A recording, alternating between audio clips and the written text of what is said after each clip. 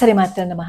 ఒకసారి మంత్రాలయం రాఘవేంద్ర స్వామి వారు చందనం తీస్తూ అగ్ని సూక్తం చదువుతూ ఉంటారనమాట. అలా అగ్ని సూక్తం చదువుతూ ఆ చందనం తీసినప్పుడు ఆ చందనాన్ని వచ్చిన పండితులందరికీ ఇస్తారు. అంటే ఆయన కావాలని కాదు, ఆయనకి అది అలవాటు. ఆయన అగ్ని సూక్తం చదువుతూ ఆ చందనం తీశారు. ఆ చందనం రాసుకున్న ఆ పండితులందరికీ ఒళ్ళంతా మంటలు పుట్టేసిందనమాట. అప్పుడు జరిగింది ఏంటి అని చెప్పి ఆరా తీస్తే అప్పుడు చెప్తారు రాఘవేంద్ర స్వామి వారు, చందనం తీసేటప్పుడు నేను అగ్ని సూక్తం చేశాను అని. ఆ తర్వాత మళ్ళీ ఏం చేస్తారు అంటే ఈ చందనాన్ని అరగదీస్తూనే వరుణ సూక్తం చేస్తారు. తర్వాత ఆ చందనాన్ని ఇస్తే అది ఒంటికి రాసుకుంటే వర్షం పడి వాళ్ళకున్న మంటలు తగ్గిపోతాయి. అంటే మనం ఏదైనా సరే తప్పులు లేకుండా శ్రద్ధగా భక్తిగా చేశాము అంటే మనకి అది వశం అయిపోతుంది అనమాట. అందుకే మనం ఏదైనా స్తోత్రం కానీ శ్లోకం కానీ చదువుతున్నప్పుడు ఏం చేసినా కానీ తప్పు లేకుండా చదవండి అని చెప్తారు. తప్పు లేకుండా చదవడం వల్ల ఆ శక్తి బాగా వస్తుందన్నమాట. నాకు నిన్నో మొన్నో కూడా మన ఛానల్లో కామెంట్ పెట్టారు ఒక ఆవిడ, వనమాలి అని ఒక ఆవిడ అనమాట. ఆవిడ పాపం వాళ్ళ ఇంట్లో ఎన్నో బాధలు, ఎన్నో కష్టాలట. ఆవిడ మాటలు ఆ కామెంట్‌లో చూస్తే నాకు నిజంగా ఎంత ఆనందం అనిపించిందంటే, అమ్మ పరమాచార్య స్వామి వారు శ్రీరామ జయ రామ జయ జయ రామ అని చెప్పి అని అనుకోమంటారు కదా! అని నేను ఎందుకో అలా వీడియోస్ చూస్తున్నప్పుడు నాకు అది కనిపించింది. నాకు అప్పటి వరకు ఎన్నో బాధలు, కష్టాలు, అసలు నెగెటివ్‌గా ఆలోచనలు ఎక్కువగా వస్తూ ఉండేవి. నేను అది అనుకోవటం మొదలుపెట్టిన తర్వాత నాకు నెగిటివ్ థాట్స్ తగ్గాయేమో, ఏదో ఒక పాజిటివ్ ఫీలింగ్ వచ్చిందేమో అని అనిపించిందమ్మా. నామస్మరణకి ఇంత మహిమ ఉంటుందా అని చెప్పి అన్నారు. ఆవిడ అక్కడ పఠించింది ఏంటో తెలుసా? రా అంటే అగ్ని బీజం.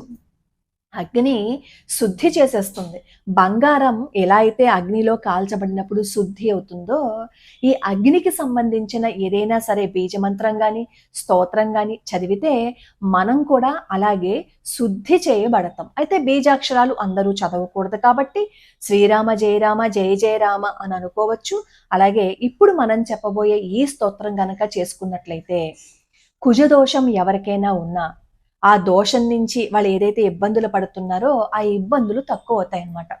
అలాగే వాక్కు సిద్ధిస్తుంది, మంచి వాక్ ప్రతిమ వస్తుందన్నమాట. ఎక్కడికైనా సరే భయం లేకుండా మాట్లాడే శక్తి వస్తుంది. కుండలిని జాగృతం అవుతుంది అంటారు. అంటే మన చక్రాలు శుద్ధి అవుతాయి అన్నమాట.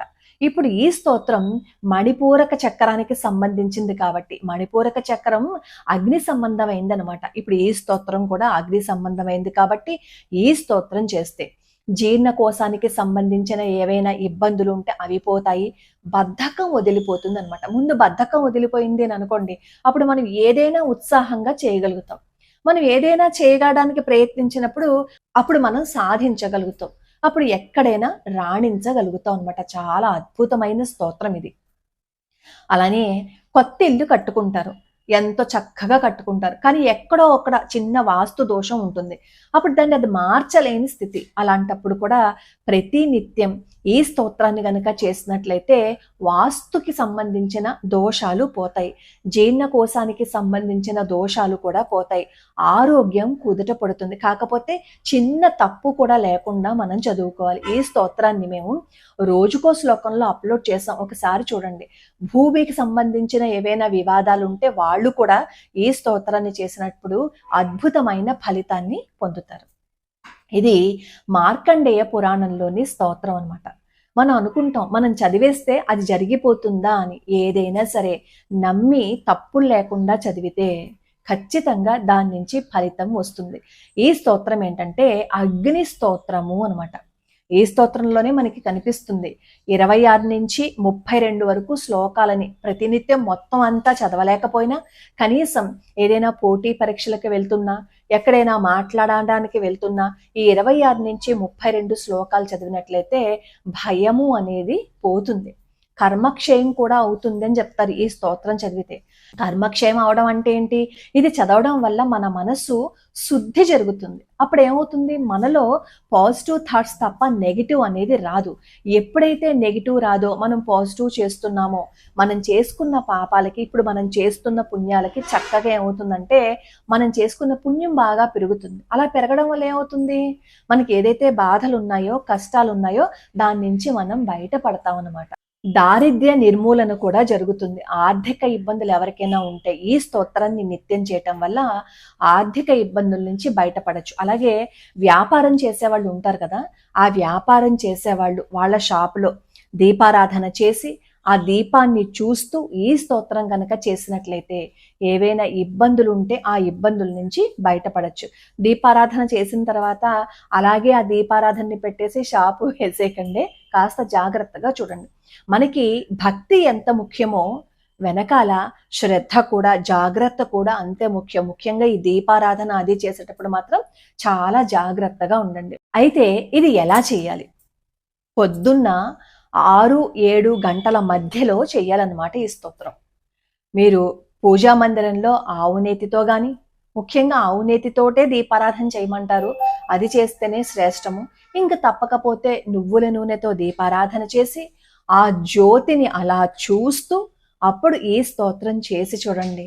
మన ప్రయత్నం ఖచ్చితంగా సఫలీకృతం అవుతుంది. అయితే ఈ స్తోత్రం చేసేటప్పుడు మీరు సంకల్పం చెప్పుకోవాలి. అంటే మీరు దేనికోసం చేస్తున్నారో, దేని గురించి ఈ స్తోత్రం చేస్తున్నారో అది చెప్పుకుంటూ పాహిమాం నన్ను రక్షించు అని, ఈ స్తోత్రంలోనే పాహిమాం అని వస్తుంది. ఈ పాహిమాం అనే చోట అగ్నిదేవుడు మనకి రక్షావలయంగా ఉన్నాడు అనే భావన చేస్తూ దీపాన్ని చూసి నమస్కారం చేసుకుని ఈ స్తోత్రం చేయండి. మరి నైవేద్యంగా ఏది సమర్పణ చేయాలి? మన మనస్సుని సమర్పణ చేయటంతో పాటుగా కలకండ గాని, ఇలా ద్రాక్ష పళ్ళు కానీ ఏవోటి ఉంటాయి కదా, పళ్ళు ఫలాలు, ఏదైతే మీకు ఏదైతే సౌలభ్యం ఉందో వాటిని నైవేద్యంగా సమర్పణ చెయ్యండి. ముఖ్యంగా కొత్త ఇంట్లోకి మారినప్పుడు, కొత్త ఇంటికి వెళ్ళినప్పుడు మనశ్శాంతిగా ఉంది, అశాంతిగా ఉంది, అస్సలు కలిసి రావట్లేదు అని అనుకున్నప్పుడు ఏమాత్రము సంకోచం లేకుండా ఈ స్తోత్రాన్ని నిత్యం పఠించండి. ఏదైనా కోరికతో చేసే మాట అయితే 41 రోజులు శ్రద్ధగా చెయ్యాలి. ఈ 41 రోజులు మీరు మద్య మాంసాలని ముట్టుకోకూడదు. అలాగే ఉల్లిపాయ, వెల్లుల్లిపాయ ఏమీ తీసుకోకుండా సాత్విక ఆహారాన్ని తీసుకుని ముందు 41 రోజుల పాటు చేసి, ఆ తర్వాత నుంచి మీరు ప్రతిరోజు చేసేటప్పుడు మీ ఆహారపు అలవాట్లు మీరు పాటించుకోవచ్చు. శ్రద్ధగా చెయ్యండి. కష్టం ఉన్న వాళ్ళకే ఆ బాధ, ఆ నొప్పి తెలుస్తుంది. శ్రద్ధగా చేసి నన్ను రక్షించు అని భగవంతుడి పాదాలు పట్టుకుంటే ఆయన అనుగ్రహం మనకి ఖచ్చితంగా ఉంటుంది. ఈ శ్లోకాన్ని నేను రోజుకో శ్లోకంలో అప్లోడ్ చేశాను. రోజుకో శ్లోకంలో అప్లోడ్ చేసిన ఆ వీడియో కిందే నేను గూగుల్ డ్రైవ్ లింక్ కూడా ఇచ్చాను ఆ శ్లోకానికి సంబంధించి. దాన్ని మీరు PDF తీసుకుని నేర్చుకోండి ఫస్ట్. అంతవరకు ఏం చేస్తారంటే అది వింటూ దానిని ఇంట్లోనే అస్తమాటు అలా స్మరణ చేసుకుంటూ ఉంటే మీకు అలవాటు పడిపోతాయి అన్నమాట అక్షరాలు. అలా అలవాటు పడిపోయిన తర్వాత మీరు పూజ చేసుకుంటే మనకి తెలియని శక్తి మనల్ని నడిపిస్తుంది ఖచ్చితంగా. లోకా సమస్తా సుఖినో భవంతు, సర్వే జనా సుఖినో భవంతు.